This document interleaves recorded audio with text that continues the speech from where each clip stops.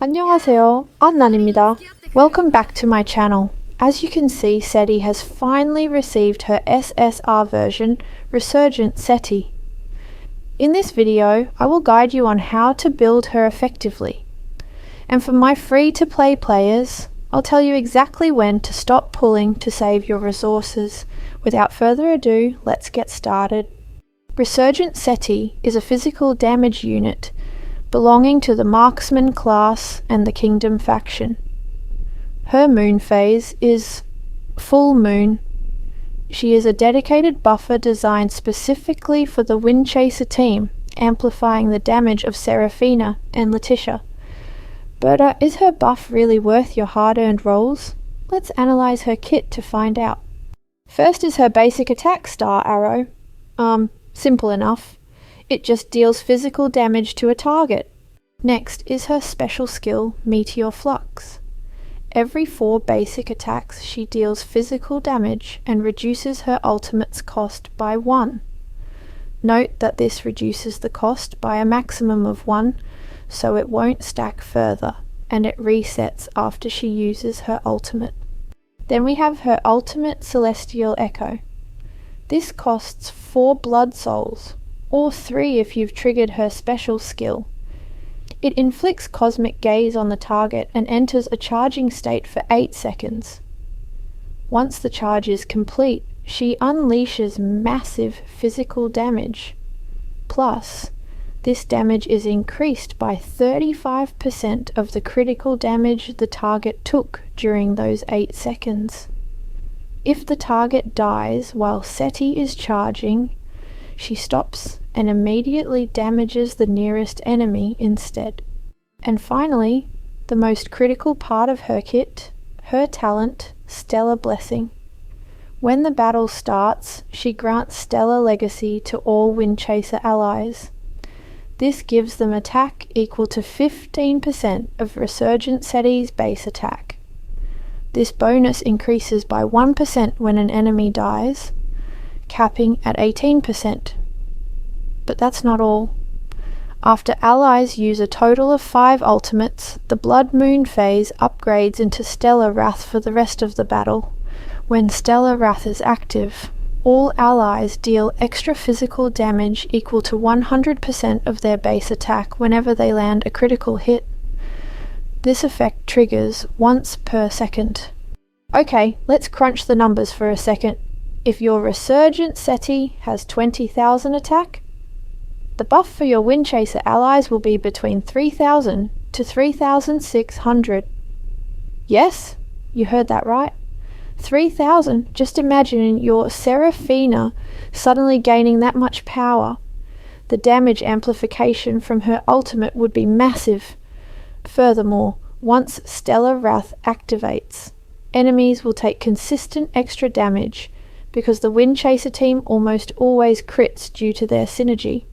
Now, let's talk about skill upgrade priority. Since her main role is buffing Seraphina, you don't need to invest too heavily in her skills. You can comfortably keep her at 4, 4, 4. However, if you really want to invest in her, prioritize upgrading her ultimate first. 4 gear upgrades. Because the attack buff she gives depends on her base attack, it is mandatory to upgrade her headgear, ring and armor to Echo plus 5. For the amulet, you can keep it at Echo plus 0. If you haven't reached endgame content yet, I highly recommend prioritizing your main DPS, Seraphina, before investing here. For substats, Echo Blessing. Naturally, you want all damage bonus, physical damage bonus, and blood soul recovery. Since her special only reduces cost by 1, attack speed isn't optimal. Blood soul recovery is much more consistent. Overheat Blessing. For headgear and ring, go for all damage reduction and physical or magic reduction. For armor, all damage bonus or physical damage bonus, and ultimate damage up. For amulet, all damage bonus and ultimate damage down. Next is the most important part, Resonantia. Let's walk through her effects carefully. Resonantia 1. When the battle starts, Setti gains 10 to 15% all damage bonus for every other Windchaser ally. This means at level 3, she gains a massive 30 to 60% all damage bonus. If you really want to build her as a sub DPS, this is a solid choice. Resonantia 5. When Stellar Wrath triggers, all Windchaser allies gain another 10% of Setti's base attack. Again, using the previous example, that's another 2000 attack. However, I only recommend this if you have a very strong Seraphina and plenty of spare rolls. Otherwise, the base buff from S0 is already sufficient. Resonantia 7. She becomes untargetable for 4 seconds during her ultimate or special. Honestly, this is useless in Clan Hunt. It's strictly for PvP, and even then, it's situational. I do not recommend aiming for this. Resonantia 3 and 9 simply increase base stats. So, here is my verdict. For free-to-play players, S0 is the perfect stopping point. For low spenders, you can go for S1 if you want her to be a sub DPS. For whales, S5 and S9 are must-haves if you want to maximize that gigantic buff. Now let's look at artifacts.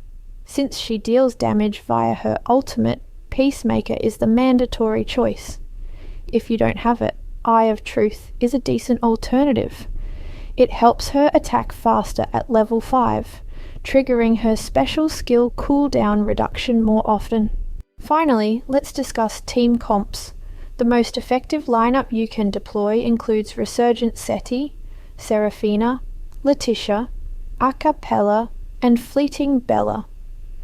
If you need to save Acapella for a different team, you can simply swap her out for Ressa. Alternatively, if you already have Setti at S1 and want to save Fleeting Bella too, you can absolutely run a full 5 Windchaser team. However, personally, I don't rate this specific lineup very high right now, but let's wait for the upcoming Clan Hunt to see how it actually performs. That is everything for today's guide. I really hope this helps you build the perfect Resurgent Setti for your team. If you enjoyed the video, please leave a like and subscribe to the channel. 다음 영상에서 만나요. 사랑해요 여러분. 안녕.